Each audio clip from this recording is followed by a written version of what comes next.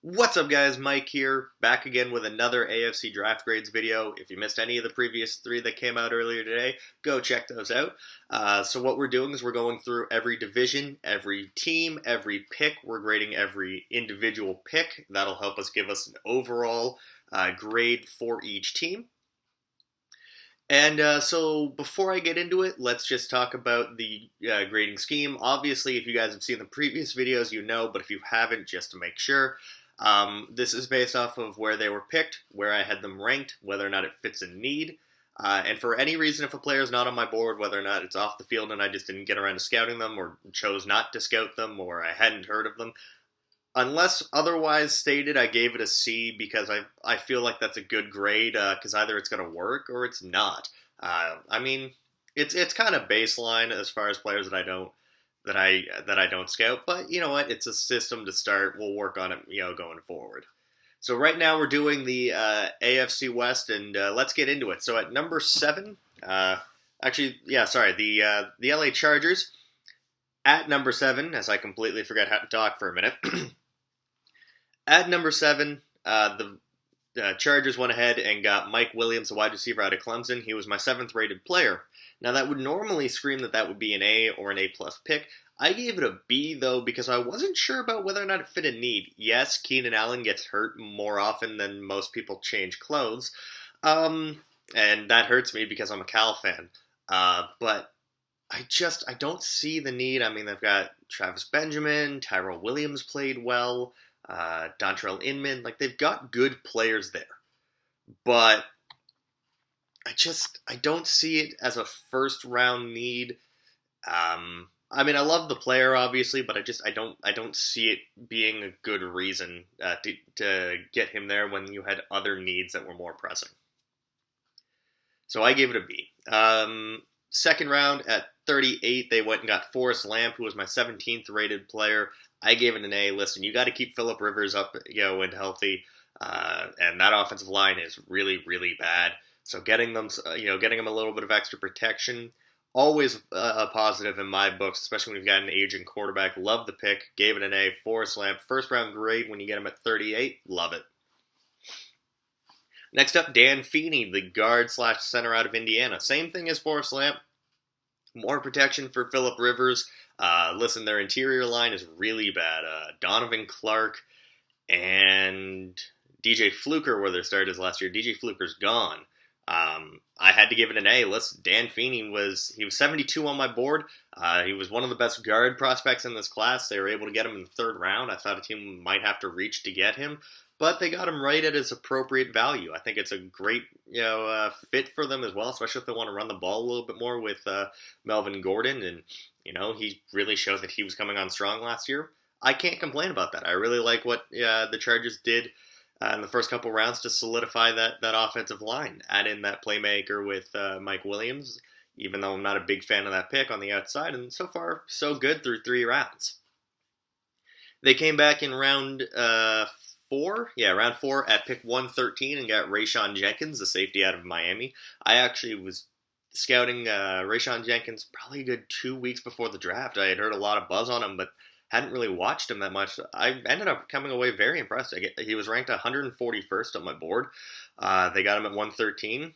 I gave it a B+ because, again, I think that there were maybe better players available, better, more positions of need. Maybe if they'd gone back to the tackle well again, that could have worked. I mean, I'm not a big fan of their offensive tackles, and I think Lamp and Feeney are more so guards at the next level than they are at at tackle. But overall, can't really complain about the Rayshawn Jenkins pick. Jaleel Adai has played very well, and he's obviously locked up long term. But they're still looking for that Eric Weddle replacement. Maybe Rayshawn Jenkins can become that thumper, down in the box while Adai can play some coverages. And overall, like I said, I came away very impressed with the pick so far. I gave it a B+. We'll have to see what they do with him. Then at 151, they got Desmond King out of Iowa, who I was a little surprised was still on the board there. I mean, I know he's not exactly the most athletic corner, and he's a little bit older because he's 22 or 23, and there's wonders about whether or not he'll ever play corner again because of that lack of athleticism and the fact that outside of zone, he really was not he really didn't show anything impressive. He didn't really have a great Senior Bowl. But I figured someone was probably going to take him, maybe late day two, early day three. Getting him at 151 is a steal. He was 79th on my board. That's an A minus. That's very good value. You can put him in maybe at slot corner. Maybe he plays some free safety. NFL Network basically said when he got drafted, Desmond King has officially played his last snap at corner. I'm not really sure about projecting him at safety, but I do think he was one of the better corners in this class, especially at a day two value. I really can't complain with someone picking him up at corner. But getting him in at day three, that really signifies that they probably see him as a safety and more of a project at that position. So I understand why they got him there. I like the pick. I like the fit. I think that going to a defense that has Gus Bradley now as the defensive coordinator, he'll really be able to get the most out of Desmond King. I love it. At 190, the Chargers came back and got Sam Tevy out of the University of Utah. He was an offensive tackle. I hadn't scouted him. I gave it a C. Like I said, if I haven't scouted the player, it's a C.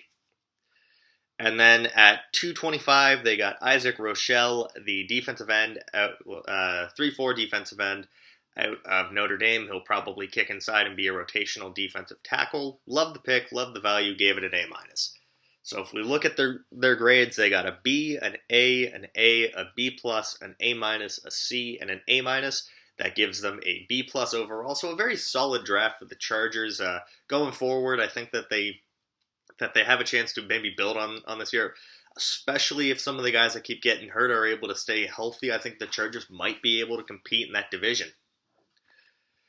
Moving on, we got the Denver Broncos, and man, I was not a big fan of their draft this year. I felt that they reached on a lot of players and that a lot of their picks just didn't make any sense.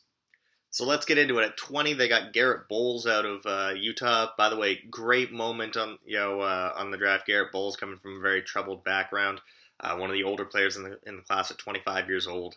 And when he got drafted, brought his 4-month-old onto the stage with him, draped the child in the jersey. It was really cute. It was a really nice moment, but I'm not a big fan of the value here. He was 49th on my board. There were obviously better tackles, in my opinion, available. Just looking at it, you had Cam Robinson, who was my number one tackle, hadn't gone yet. Ramczyk hadn't gone yet. Deion Dawkins hadn't gone yet. Garrett Bowles was my 4th rated tackle, and he was the first one off the board. I feel like he's still, even though he's 25 and is the oldest of the group, he's the biggest project out of any of the top 5 tackles. So I really don't understand taking him at 20 when you had your pick of the litter of the offensive tackles. I gave it a C overall. Not a terrible pick, but just not one I can really find myself getting behind. Just really not too much of a fan of that pick. Then they come back day 2 at pick 51 and get DeMarcus Walker, the defensive end edge rusher out of Florida State. And yeah, you know what? The beginning of the season, I was high on DeMarcus Walker. I had him in around that top 50, top 75 value. And then I started watching more tape once the season ended, and I saw a lot more flaws when I went back and rewatched him than when I was watching him live at the time. I saw a very stiff, unathletic defensive, 3-4 defensive end. They're playing he'll have to play 3-4 end at this level. He can't be playing at edge. Like, they can't replace DeMarcus Ware with DeMarcus Walker. It won't work. And I had him graded as my 122nd player, and they got him at 51. So that's a pretty big reach for round 2. I couldn't get behind it. Even if they wanted to go defensive end, there were better players still available on the board at that position. So I don't understand it. I don't like it. I gave it a C minus. Then at 82, they followed up into the exact same thing again. They reached on a player where there were far better options available. Carlos Henderson at 82. I had him graded at 142. Listen, I did not understand the hype behind Carlos Henderson. Some writers were even saying he was, wide receiver 2 or 3 in this class. Absolutely not. Give me 1 second. I'm just going to pull up my spreadsheet for wide receiver rankings. He was where was he? He was my 19th rated wide receiver behind names like Malachi Dupree, who went very late in the draft. Maurice Stringfellow went undrafted. Amba Adetawo went undrafted. Isaiah Ford went in the 7th round. Chris Godwin was, I believe, still available at that point. Amara Darbo was still available. Ardarius Stewart was still available. Might have still been available. Actually, wait, no. Stewart was not. Josh Reynolds was. Chad Hansen was. All of these guys would have made more sense going to Denver. I ended up giving this pick a C- because I almost wanted to give it a D or a D+, but then I realized, wait, they had Cody Latimer on roster, and Cody Latimer was fucking terrible and a waste of a second-round pick. So at least I can get behind Carlos Henderson a little bit more now because it means that the Broncos have finally realized that Cody Latimer was a terrible pick, and at least they're replacing that. But to get him at 82 when you should have been able to get him much later in the draft, I don't get it. 101, they came back and got Brandon Langley, a corner. I think he was Miami of Ohio. Some small school corner. I hadn't heard of him. Gave it a C. 145, they got Jake Butt, the tight end out of Michigan. Extremely good value. He was my 66th rated player. That was factoring in the injury as well.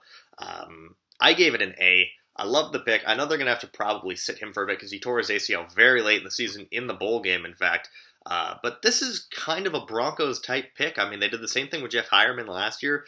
They got the tight end that was hurt, and they kind of just redshirted him here. Virgil Green is, I would say, as good as gone on this roster. Jake Butt will probably be back sometime around... I would say he'd probably be cleared to practice around week 8. Maybe he plays the last couple weeks of the season, depending on how the season's going for them. But at the end of the day, I love the pick. I love the value. That's factoring in the injury. At 172, Isaiah McKenzie, the slot receiver out of Georgia. I've heard of him. I hadn't scouted him. He's a C. Although, ironically enough, I think that if they wanted Carlos Henderson to be their slot receiver, Isaiah McKenzie is a true slot receiver, being about 5'8" and about 175.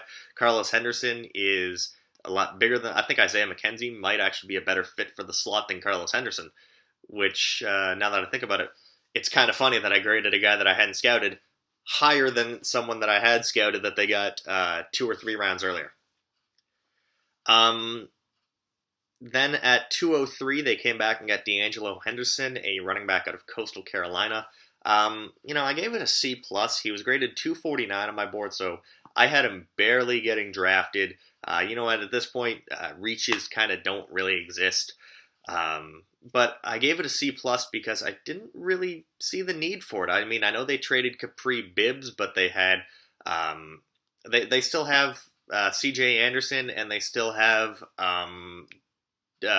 Booker, who they got early last year. Well, not really early. They got him in round 4 or 5. Maybe this is someone to push Devontae Booker because he didn't really have a great rookie season. I don't really understand Denver's reasoning here. Maybe it's just to get an extra guy on special teams. You never really know. I mean, these late round picks never really mean a whole ton when it comes to starting spots and roster spots at times. So I gave it a C+. It's okay. And then they had the Mr. Irrelevant pick, and John Elway was saying that Chad Kelly needed to get picked, and Jim Kelly was tweeting the whole draft about how Chad Kelly was better than this quarterback and that quarterback, and well, they got him at 253. I had him graded at 185, so again, you would think that this would be a very highly graded pick for me. I gave it a C- because I don't see any need for it. He's going to be a third-string quarterback. Why? Like, most teams don't even carry 3 quarterbacks on their roster anymore, and he's automatically going to come in and be behind Trevor Siemian and Paxton Lynch. I don't see a need for it. I didn't see any reason for it other than to just keep Jim Kelly quiet. I gave it a C-. So Denver, looking back at their picks, they get C, C-, C-, C, A, C, C+, and C-, which gives them an overall grade of a C. I came away very disappointed in Denver's draft. I thought they would do much better because they've nailed picks in the past. Next up, the Oakland Raiders. I don't know what that voice was. That was really bad. So the Raiders, they were one of the better teams in the AFC last year. If Derek Carr doesn't go down with an injury, they were probably going to be in the AFC Championship game. But when Matt McGloin gets hurt as well and you have to start Connor Cook in a playoff game, you're fucked. So let's get into it. They picked 24th in the first round. They got Gary Connolly, who was my 13th rated player. Listen, obviously the off-field stuff, the week of the draft. But I was hearing from Matt Miller that there are reports that the woman who made the allegations has already been caught in a lie and stuff. I'm not going to comment on it. I think Mike Mayock summed it up perfectly on draft night. If he didn't do it, he shouldn't have been drafted. If he didn't do it, welcome to the NFL. Absolutely great pick. If he did do it, he shouldn't be drafted. I had him rated as my 13th overall player. I gave it a B- just because of the pending off-field stuff. I didn't want to get too over the moon about it because obviously it's a very serious situation. But I think that if the Raiders are picking him in the first round, they probably did their homework, on it. They probably snuffed out all of the rumors. Obviously, this was someone who I thought probably could have gone top 10 had those not come up. And when everything came out, I figured he may not go first round. He may go like second or third. But they must have been able to snuff something out, so I gave it a B-. I liked the pick. At 56, Obi Melifonwu out of UConn, that just genetic freak show of a safety. 6'4", like 220, fast, just no body fat on him, just an absolute beast. The tape was kind of up and down, but he was definitely one of the highest draft risers this year. I had him rated 37th on my board. They got him at 56. I gave that an A. Listen, Reggie Nelson's really old. They need to get some replacements in there. I really liked it. And then they came back and disappointed me in round 3. They got Eddie Vanderdoes out of UCLA. Listen, during the regular season, his tape was atrocious. Goes down to the Senior Bowl. He's a little bit more explosive, kind of what people were expecting to see from Eddie Vanderdoes anyways on tape. Be that, that slimmer, stronger, quicker defensive tackle than he showed on tape. But tape is king for me. Hopefully that he stays at the Senior Bowl level. But I doubt it. I mean, this guy has had some work ethic issues in the past, so I gave it a D-. He was rated 224 on my board. They got him at 88. Massive reach. Don't like the pick there. Definitely think they probably could have gotten him later in the draft and shouldn't have spent a day 2 pick on someone that has clear work ethic problems. 129, the Raiders went with David Sharp out of the University of Florida, the offensive tackle. He was rated 174 on my board. I gave it a B. Again, trying to fix up the offensive line. Not sure whether or not he starts right away, but definitely you got to do something. They lost Menelik Watson in free agency. I think at best he's probably just going to be a swing rotation player on the offensive line. Maybe replaces what Menelik Watson was. Overall, can't really hate it. Another guy though with some body issues as far as keeping weight off. Just a mammoth of a human being though, like 6'8", 350. Then they went on a string of guys that I hadn't scouted. Marquell Lee, the linebacker out of Wake Forest, that's a C. Shalom Luani, the safety out of Washington State. They got him at 221. Gave that a C. I believe it's pronounced Jylen Ware. A small school offensive tackle. I can't remember out of where. They got him at 231. Hadn't scouted him. That's a C. Then at 242, they get one of my favorite underrated running backs in this class, and that's Elijah Wood. Sorry, not Elijah Wood. That's the guy from Lord of the Rings. Elijah Hood, the running back out of North Carolina. I had him graded at 123. That's a clear A. Someone that is going to be brought in to push guys like Jalen Richard and DeAndre Washington, who I liked in last year's class as well. I think that they're really building a good 3 running back rotation there with Hood, added into the mix now. So I really like the pick. And then Trayvon Hester, a defensive tackle out of Toledo. Hadn't scouted him, so that's automatic C. So they get B-, A, D-, B, C, C, C, A, C, which gives them a C+ overall. Overall, not too bad. I do like some of the picks, but some of the picks were, Obviously I can't really give a full grade on guys I hadn't scouted, so yeah, the C's kind of drag it down, but overall not too bad. And then last but not least, the Kansas City Chiefs. Let's get right into it. At 10, trading all the way up from 27 to get Pat Mahomes. Did not like the trade, did not like the pick. I like the trade in one aspect. They didn't give up too much. They really only gave up, I believe they only gave up a future first, as well as the 27th pick to move up to get Mahomes. But to get him at 10, I don't like the value whatsoever. This is a guy with clear mechanic issues. It needs a ton of developing. He's going to sit for at least 2 years, in my opinion. And if you're going to sit a guy for 2 years, why are you drafting him in the top 10? That doesn't make any sense to me. Probably could have gotten him at 27 because I'm going to let you guys in on a secret. I don't think Arizona was going to go with Mahomes at 13 because I think Arizona knows that they can compete for the playoffs this year. I really didn't like it. 40th on my board at 10, too much of a reach. At 59, they got Tano Passanio, the defensive lineman out of Villanova. I liked Passanio, but I liked him as a third rounder. He was 92nd on my board. They get him at 59. There were better players available at the position. Gave it a C-. Then at 86, Kareem Hunt. Listen, I love Kareem Hunt. I just think that there were better running backs available. He was 110 on my board, but again, there were still better running backs available at the time. Looking at names like Wayne Gallman, Brian Hill, Marlon Mack, Jamal Williams. All of these guys were still available. I just cannot get behind that pick right there. Deontay Foreman was still available, and he was my fifth rated back. Sorry. I don't get it. I don't get the pick. Maybe someone that probably would have been there on day 3. But overall, I can't complain too much. I mean, again, you are still getting a really good back, and I think that he is going to be at very worst just the second running back. I think he might even be able to push Spencer Ware for carries. I do actually really like the pick as far as the fit, though, so I gave it a B.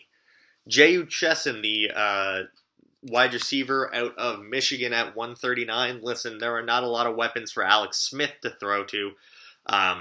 So getting an extra weapon for him to use in the passing game, never going to complain. They got him at 139. He was 169 on my board. Gave it a B+. Then I hope to God I'm pronouncing this right. At 183, Ukeme Aligwe? Sounds good. They got him at 183. I hadn't scouted him, but I went and looked at a couple of other draft experts' boards. When they did their best available starting day 3, he was very low on pretty much everyone's board, so I gave it a C-. I just if the draft media is really low on him and they get him, as someone that should be undrafted, and they spend him at 183, not the best value. And then Leon McQuay, the safety out of USC, hadn't scouted him, gets an automatic C. So looking at their picks, C, C-, B, B+, C-, C. That's a C+ overall. That's going to do it for today, guys. Come back tomorrow when we do more videos. We're going to do the entire NFC. So team timestamps are going to be in the description box below. As always, like, comment, subscribe, tell a friend, tell another friend, and I'll see you again tomorrow.